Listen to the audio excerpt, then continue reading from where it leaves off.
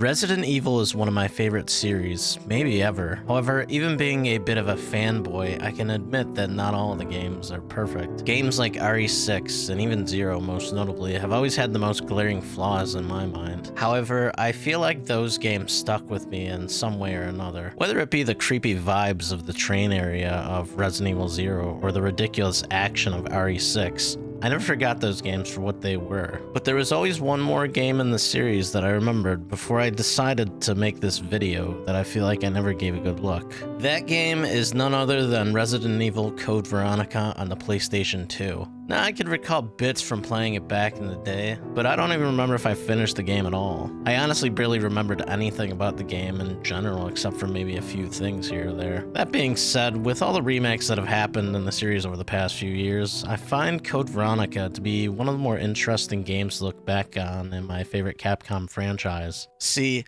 looking at the game from a chronological standpoint, Code Veronica would have been set between 3 and 4. Therefore, one could have made the assumption that Code Veronica probably should have received a remake before Resident Evil 4, at least when looking at it from the perspective of series order. This didn't happen, obviously, as it could have been that the more popular Resident Evil 4 was more tantalizing for Capcom to remake versus the now obscure Code Veronica. Both games were great at the time of their releases, of course, and back in the early 2000s, Code Veronica was considered to be one of the best Resident Evil games, as well as one of the best on the Dreamcast. These days, and comparatively speaking, however, you'll find many people placing the original RE4 as one of the greatest games of all time, whereas with Code Veronica, it's not difficult to find people online writing or even making videos stating that it's probably the worst game in the series. But why is that? Well, that's what we're about to find out. Resident Evil Code Veronica initially released on the Sega Dreamcast way back forever ago in the year 2000. At the time of its inception, Code Veronica had been welcomed with praise from critics, having a 94 Metascore, with the game itself having been considered one of the better titles on the Dreamcast. Sales for the game were initially strong as well, almost passing the highly touted Shenmue during the game's first week of sales. Ultimately, however, the game's sales would sizzle out, having only sold a little over 1 million copies on the Dreamcast, a number that would be considered weak compared to the sales of its predecessors, with the fault being of the lower numbers being placed on the smaller user base of the Dreamcast. When looking at the sales numbers, Code Veronica also has some of the lowest when compared to almost every other game in the Resident Evil series as well. Sales of Code Veronica would fare a bit better on the PlayStation 2, with the release of an updated version titled Code Veronica X a year later in 2001, a year after the original Dreamcast version. However, critics wouldn't look at this version as positively as the original, despite the game's updates, with complaints being towards things like the clunky tank controls and not being as intuitive or as smooth as other Capcom titles like the recent Devil May Cry or even Onimusha games. Additionally, there was also a HD version of Code Veronica X that released on the PlayStation 3 and the 360. However, as far as I could find out, this version was essentially the same, but now with widescreen, high-definition graphics, and improvements to textures, better lighting, and shadows, as well as trophy and achievement support. Outside of this, Code Veronica X was mostly the same, with a few extra caveats which included Wesker's report, which was used to show backstory to the RE series. There was also a few revisions, including some graphical updates, as well as some changes to some existing cutscenes, as well as the addition of some new ones that helped to add extra detail to the story. One example of an additional change is the game's introduction. Here's the intro from the Dreamcast version.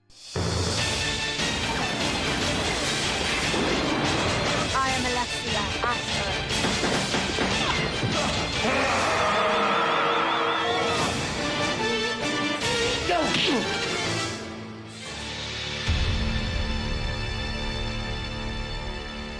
Now compare this to the Code Veronica X version.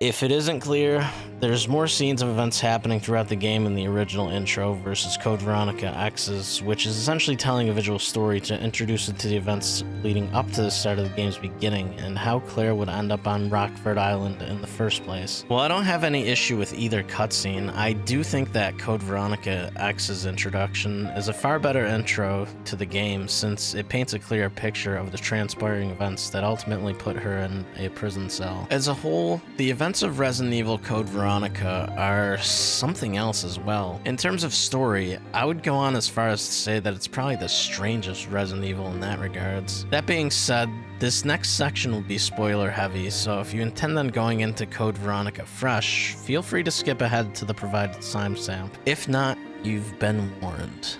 Here we go.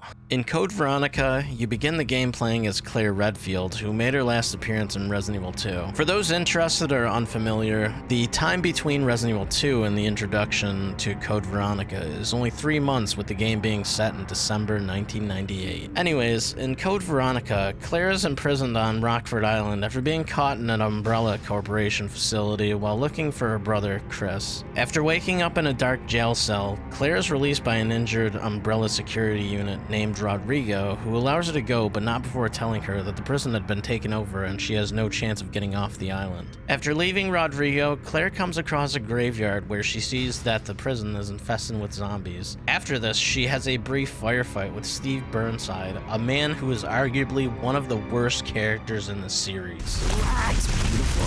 I said I was sorry. Steve claims that he had mistaken Claire for a zombie and then apologized to her. He also mentions that he was a prisoner on the island and that there's a nearby airport that can be used to escape the island. Steve then splits up from Claire. However, they are reunited again shortly after, with Steve telling Claire that her brother Chris is under surveillance by Umbrella. Claire then sends out a message to Leon Kennedy to tell him to get into contact with Chris and let him know that he's being monitored. Additionally, she also gives coordinates to the island. This prompts Steve to have an immature fit and leave behind Claire because of her adamance that her brother will come to the island. Claire eventually comes across and gets shot at by the commander of the base and one of the villains of Code Veronica, Alfred Ashford. Alfred then makes accusations that Claire had purposely got herself captured to reveal the location of the base, causing it to be attacked, which also led to the release of an experimental T-virus. During this time, it's also revealed that Alfred's grandfather is one of the founders of Umbrella. Alfred does end up leaving Claire alone after this, but not without telling her that he's going to keep her entertained before he disposes of her. After some more events involving a giant worm and then some random dude dying in a room that you can't enter for the time being, Claire is trapped by Alfred in an area with Bandersnatches. One of the Bandersnatches Claire comes across manages to grab onto her, holding her up in the air seemingly to her doom before Steve comes to the rescue by crashing through a window and then firing a barrage of bullets at the monster, thus killing it. Claire then trades machine pistols that she found for Steve's gold Lugers, which leads to the next part where you unfortunately have to play as him. After this short sequence, which is essentially just mowing down enemies, Steve is once again reunited with Claire. Steve has another tantrum and then goes on ahead. The next scene that occurs here is possibly one of the most unintentionally hilarious moments in the entire series as well. Further ahead, Claire and Steve fall down a walkway. This causes Claire to become trapped under some rubble, and well, let me show you, because I don't think there are any words that are good enough to describe this phenomenal cutscene.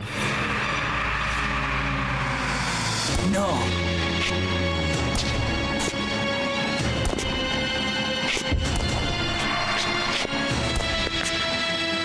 What's wrong, Steve? Shoot him! Wait! I can't! No!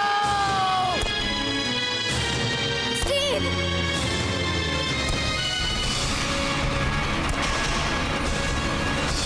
No! Ah!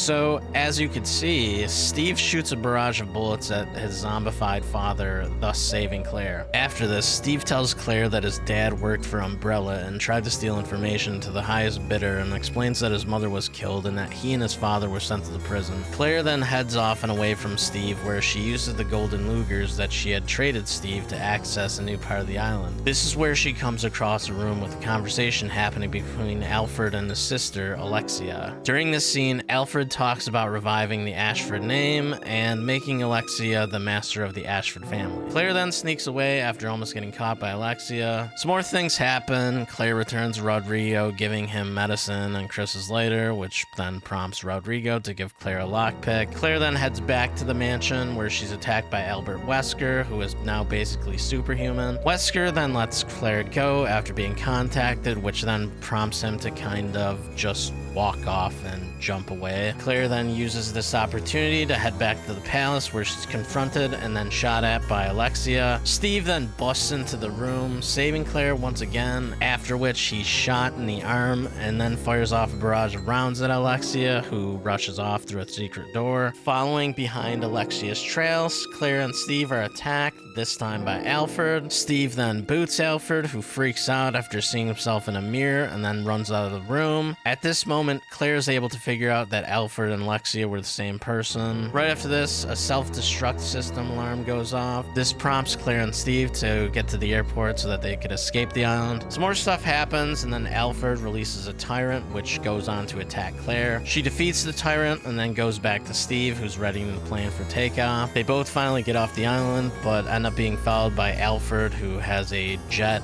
of course. After which, Claire and Steve find out that the tyrant's on board the plane. Claire fights the tyrant, knocking him off and then defeating him once and for all. She then heads back into Steve, where the plane goes into autopilot mode, which is triggered by Alfred. We then get the creepy scene with Steve trying to kiss Claire while she's sleeping. Luckily, she wakes up before this happens. The two then find out that they're in the Antarctic before the plane crashes into a nearby facility. Claire and Steve survive the event and go on to explore the facility. The two eventually run into Alfred again, who attacks them and then gets shot at point blank by Steve with another barrage of rounds. Alfred falls over a railing, somehow getting back up after being shot multiple times before falling off a cliff, and yeah, again, I don't know, just roll with it. Anyways, we hear a roar and then see a nasty looking chained up monster dude escape from his bindings. Claire and Steve run into the monster, which is known as the Nosferatu, after they head to the helipad. Steve gets whipped off the platform by Nosferatu, but somehow manages to get a grip on a random bar. Claire then fights and defeats the Nosferatu and goes back to Steve, who is somehow able to stay hanging and not fall using only a single arm in the freezing cold. Claire then helps Steve up, saving him. Another cringe Steve moment happens, and then the two find a snowmobile and escape from off the base. Or so they think. Alfred, somehow still alive after being shot and then falling off a cliff, drags himself to a room with the real Alexia, who just so happens to awaken at that very moment. After which, a giant tentacle flips over and grabs the snowmobile that Claire and Steve are driving, and then we see a shot of Alexia looking at a television of the wrecked vehicle. Thus comes the part where we finally get to see our boy Chris Redfield had gone to the island to save Claire after he received the message that she had sent to Leon earlier in the game.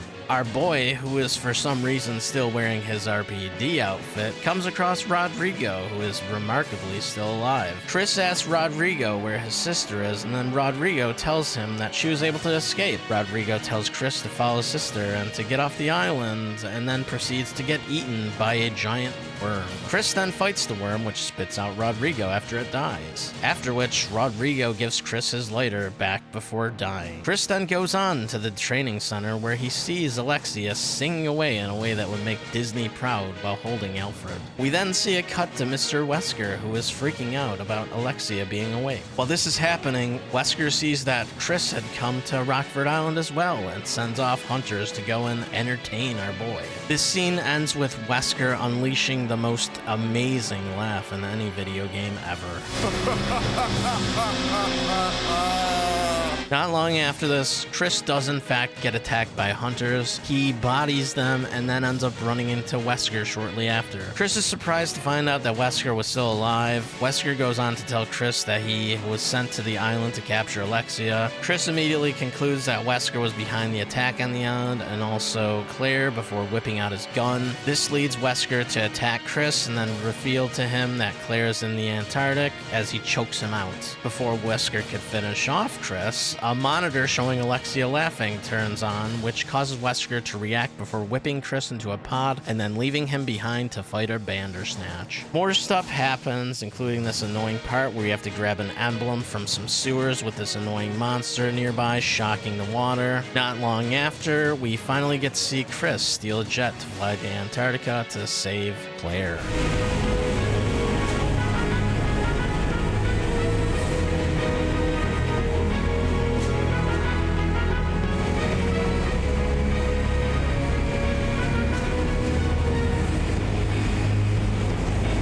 You know what? Let's just ignore how ridiculous all of this is and appreciate that we are now in the home stretch. Anyways, more stuff happens with Chris also discovering that Wesker had arrived at the Antarctic base before him. Along the way, we do find out and are able to confirm that Alfred is in fact dead as well. Chris then comes across Alexia after raising up the Nosferatu monster with a crane, which leads to Chris being attacked by a massive spider that you can honestly just run away from. Eventually, Chris is led to a mansion that's essentially a small recreation of the one from the original Resident Evil. Chris then finds Claire and then frees her from whatever this slime stuff is. The two hug it out, and then Claire tells Chris that they can't leave until they find Steve.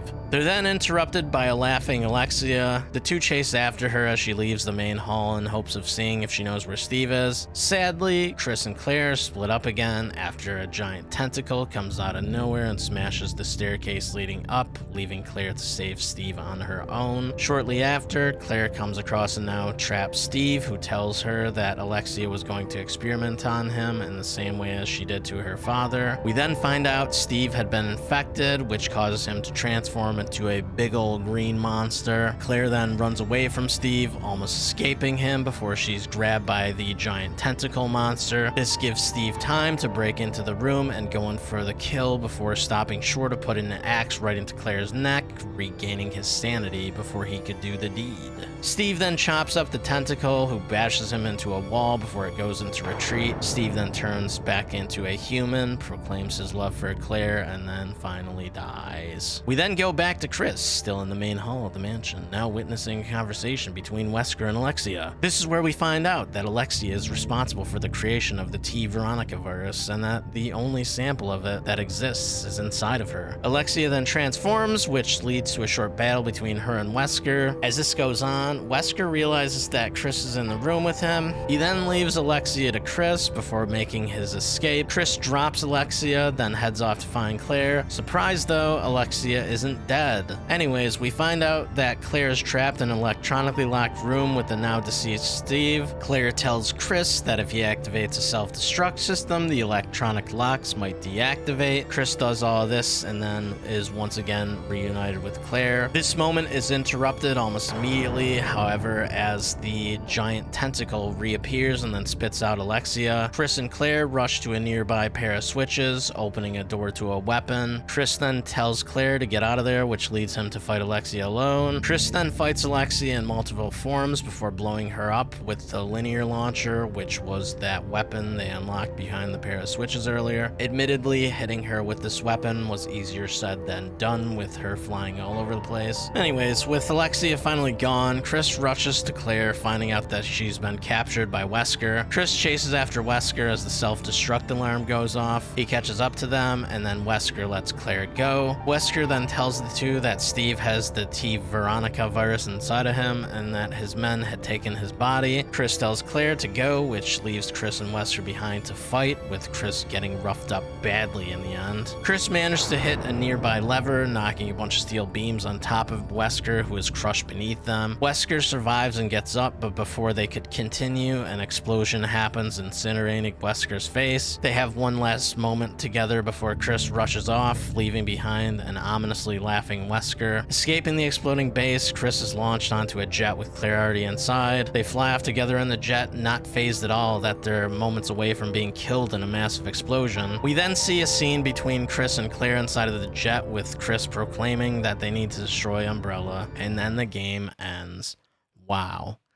Just wow. Summing up this roller coaster, I honestly have no perfect words that can describe my feelings. It took me a little over 10 hours to complete my initial playthrough, and honestly, I found that Code Veronica was one of the more difficult Resident Evil games that I've personally played. It wasn't a rare sight to be walking around holding the shoulder because I didn't have an herb to get myself out of the caution status, or even find myself trying to save ammo by using the knife. Admittedly, I didn't hate the story at all either. I had an appreciation towards how bizarre everything molds together in a way that only older games from the late 90s and early 2000s could pull off. Sure, there were some goofy moments that were probably intentional, and Steve is just awful, but it feels like it all meshes together in a way that feels fitting for the game's identity. It honestly felt like Capcom went off the deep end with this one, something that really shows with how absurd certain moments in the game come off as. I also have to admit, I like this iteration of Claire Redfield probably more than any of the other games that she's in as well. She has way more character with how she comes off, especially with her interactions with Steve. Don't get me wrong, Steve on the other hand is still incredibly unlikable, but it is at least fun to see how she reacts to all his temper tantrums and his overall head-shaking behavior. And then at the end, the moment you see her react to Steve when he finally dies, that's where you kind of just feel a little bad. It's hard to believe that Claire would feel the same way about Steve as he seemed to feel about her, but it's also a little evident that she probably did at least care for him a little bit as a companion. There was some kind of bond there, which really showed with moments like when Claire rushes off to go and rescue Steve, and even when we watch her weep at his death. Sadly, it's a moment that isn't nearly as powerful due to Steve himself being so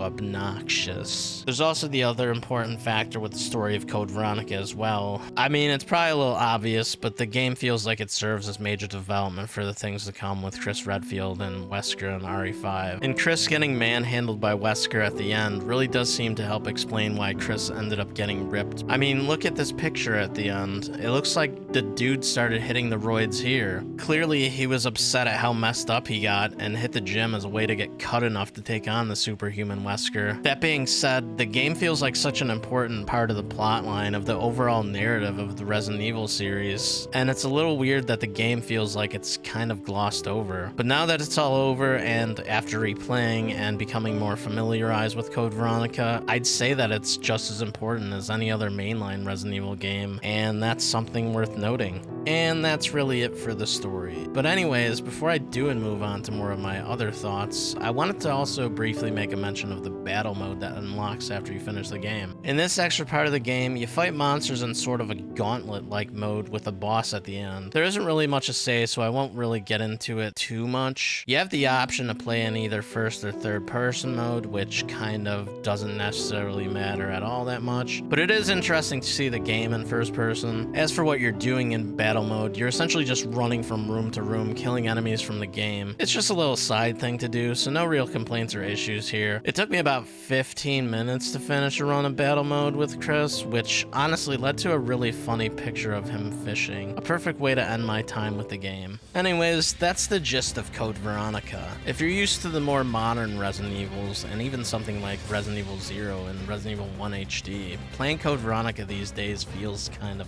awful. While I can appreciate the atmosphere, there's some aspects of the game that kind of felt like a chore. The game is like a bizarre amalgamation of frustration and annoyingness. There's nothing that bothers me more than clearing a room full of zombies, leaving to grab an item from the next room, only to come back moments later and see that all my hard work has been wiped out due to more enemies showing up. Not just that, the game also has some of the most annoying enemies in any Resident Evil that I've played. In addition to zombies, the player also gets electric leech-like things called salamanders that like to stun lock you into corners. The dogs, no way anyone could forget about those. Weird looking yellow dudes called bandersnatches who can grab grab onto your face and break your neck, instantly killing you. Spiders that like to grab onto and poison you. Tentacles that almost feel like a waste of time and ammo. And worst of all, the bats and the moth, who serve as nothing but a way to further irritate the player. You also have your typical hunters as well, who I actually found to be as scary as the ones from Resident Evil 1. But then there's also the sweeper variant, which can also poison you. I honestly found myself running from these unless I absolutely had no choice but to fight them, because every encounter was like a waste of healing items and ammo. That's also another thing. During the game, you swap between Claire and Chris at certain points. If you don't leave behind certain items or resources for the other character, it can make things more difficult during your playthrough. And then there's items that can only be picked up during the other character's section. There's specifically one point in the game where I remembered seeing bowgun powder on top of a box during a section with Claire. I honestly probably sat there for like 10 minutes trying to figure out how to get the item before realizing that you were actually supposed to grab it as Chris later on in the game. It's a little annoying, but not exactly the end of the world. As for what kind of stuff you have to fight off the enemies throughout the game, well, you have a nice arsenal. Naturally, you have the knife, which I honestly felt was quite useful in Code Veronica due to the scarcity of the bullets early on. And then both Chris and Claire have their own handgun variants, which both can be upgraded. Claire has the M93R, which can be upgraded to have a burst variant, which fires bullets in, well, a burst. Chris, on the other hand, has a Glock 17, which can be upgraded to do more damage. Then there's the bowgun, which lets you have two different ammo variants, the normal arrows and then the explosive rounds. You can obtain these by combining normal arrows with bowgun powder that you find throughout the game. You also get your grenade launcher, your shotgun, and a few different weapons that rely on percentages to keep track of your ammunition instead of individual bullets. These weapons come in the form of a couple different machine guns that you find, as well as the AK. Then there's a sniper rifle, which you honestly barely get to use at all. There's also the Magnum, which is honestly something that you can easily miss in your first playthrough unless you're looking at a guide or just a massive hoarder like myself and remember to whip the fire extinguisher into the item chest. Then there's the linear launcher, which you use towards the end of the game. Like I said, the aim is not fantastic with this. And then there's the extra unlock of the rocket launcher, which you can obtain for beating the game with an A rank. Sadly, that did not happen for me, so I can't really show off any more than this picture. At least it looks nice, right? But outside of the weapons and enemies, and really going into more of the design of Code Veronica, the game also provides moments that feel genuinely terrifying. In fact, I'd go as far as to say that Code Veronica is probably one of, if not the creepiest Resident Evil game in the series. Maybe even one of the creepiest horror games, up there with the likes of Silent Hill 2. You have your mix of areas where you're made to feel uneasy, especially the ones where the fog is prominent, and then there's the tighter enclosed areas where you feel confined. This, in combination with the limited camera angles that hide away threats from the visible eye, really add to more tense moments in the game too. Really though, something about the classic RE games really have this extremely gritty vibe to them, where everything is just kind of haunting and makes you feel a little paranoid, especially during the earliest hours of the morning after a late night gaming session with no lights on and only the sounds of zombies in the distance. That being said, all of this is really enhanced by the game's audio as well. The music in the game is eerie, with a vibe that I feel the classic Resident Evil games did the best job at achieving. Don't get me wrong, I absolutely love games like Resident Evil 4 and RE7, but these games don't really hit the same vibes with their atmospheres and musical scores as something like Code Veronica. The game has a nice mix of peaceful and anxiety-inducing tracks throughout the game that are really memorizing in a way that helps get under your skin in a chilling kind of way. And then when you add in things like the unsettling sounds of the classic RE zombies, it really makes you feel tense. Just listen.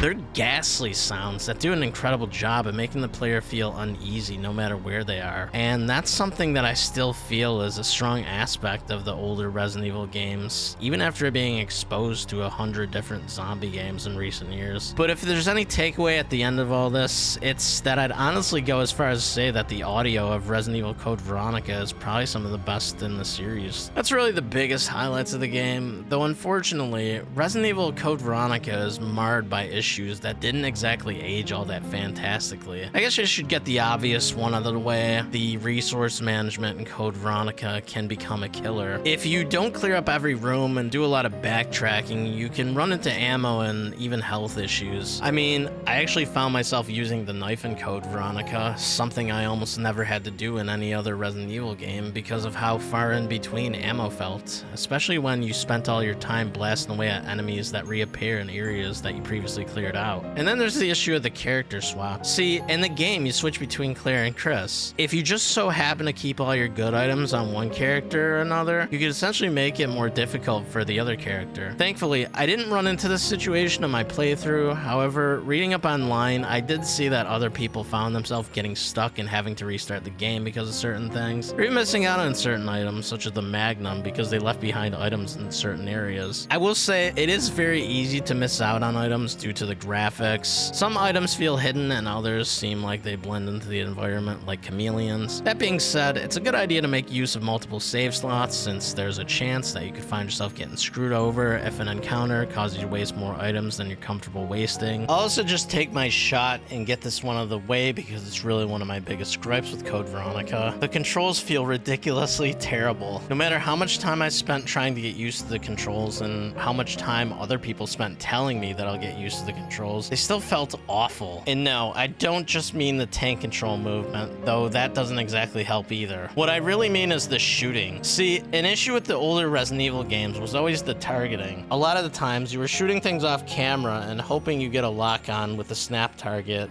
basically pressing down the aim button and seeing if your character is directed towards something before you fire. But even on enemies you can see, it's still sometimes an issue in Code Veronica. On zombies, it's generally okay since things like body shots are typically enough to take something down. However, with enemies like the salamanders and the bats, it's an absolute nightmare. I cannot completely explain how frustrating these things were. Snap targeting does kind of help, somewhat, but not entirely. It wasn't an uncommon sight to waste more than a handful of rounds trying to blast away at a single bat. And then when you do finally clear a room full of these things, then leave and come back at some point only to find out that they've all have reappeared, it just adds an extra degree of frustration. But if you can believe it, there is something worse than the bats. Of course, I'm talking about the stupid moths. Yes, these are easily one of the worst enemies in the game. Not only do they reappear in one of the most narrow and annoying hallways, even if you clear them out, they also like to poison you, either by spitting spores into the air or by grabbing onto you and laying eggs. Both are annoying and a waste of resources. Luckily though, there is a set of blue herbs that appear to be infinite near one of the exits. Unfortunately, any other damage you take, you just have to deal with. And in a game where resources feel extra limited for first-time players, it's not a very exciting thing to deal with. A lot of the enemies are hard to avoid being hit by during a first playthrough as well. I can't count how many times I was just drilled by the bats, the moths, and even the bandersnatches while I was trying to get rid of them too. Eventually, I just started to run by a lot of the enemies because it felt like such a huge waste of ammo and healing items, especially in the later stage of the game where things felt more scarce and enemies seemed to just show up over and over again. Weirdly enough, I think that I found the least annoying enemies to be the hunters and the sweepers, though like I said earlier, I found them to be the most intimidating. Outside of that, it's also worth noting that there's a lot of random beginner trap enemies as well. This includes the initial giant worm fight with Claire and the giant spider and the stupid ablinoid as Chris. They're essentially just ammo dumps that make someone's first playthrough more difficult if they aren't aware that you can literally just avoid them all.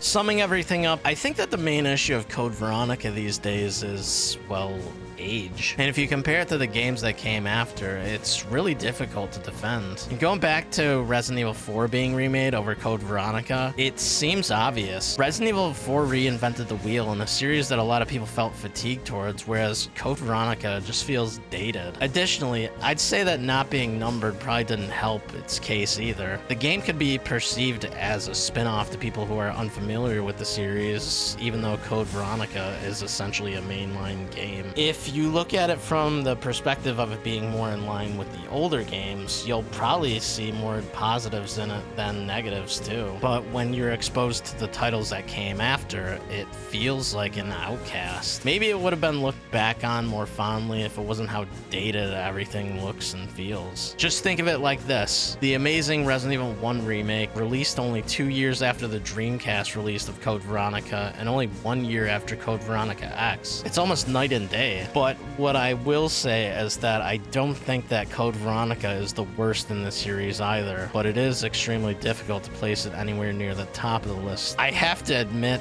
I did like the campy B-movie-esque tone to the story. Everything was just ridiculous, and I would honestly go as far as to say that the odd nature of it rivals everything that I love about Resident Evil 4 too. Is the game better than something like 4? Absolutely not. But out of the classic Resident Evil games, it's still pretty decent.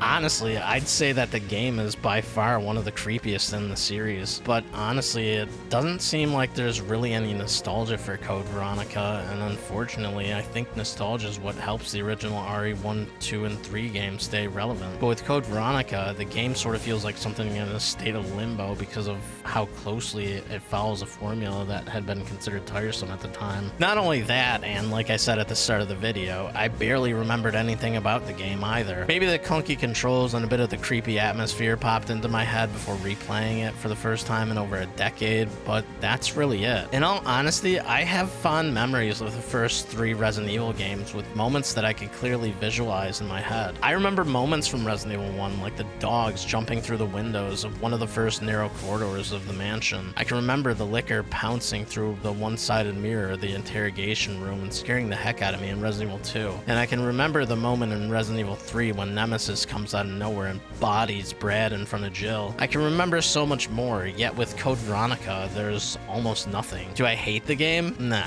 Nothing like that, but I don't exactly like it either. It's very middle of the road, not really good nor bad, just kind of okay. And that's honestly fine. Not all games are a hit, and not all games need to be gone back to either. At the time of recording this video, there's rumors of Code Veronica being remade, and honestly, out of every game in the franchise, I'd say that it's the one that would benefit from the most. There's a lot of things that need to be fixed in the game. I think having more modern gameplay would definitely help a lot too, and I do feel that there's a lot of potential based on the setting alone. All things considered, I would personally be glad to revisit Code Veronica with updates that make it less annoying to play. It's not a terrible game, but it isn't exactly good either. Either way, I'd say that the story and setting alone would make Code Veronica worth looking into again. It's an interesting game, one worth going into at least once if you care about continuity and seeing how the story plays out. And if you're into the classic Resident Evil styles, I'd say it's worth giving a chance.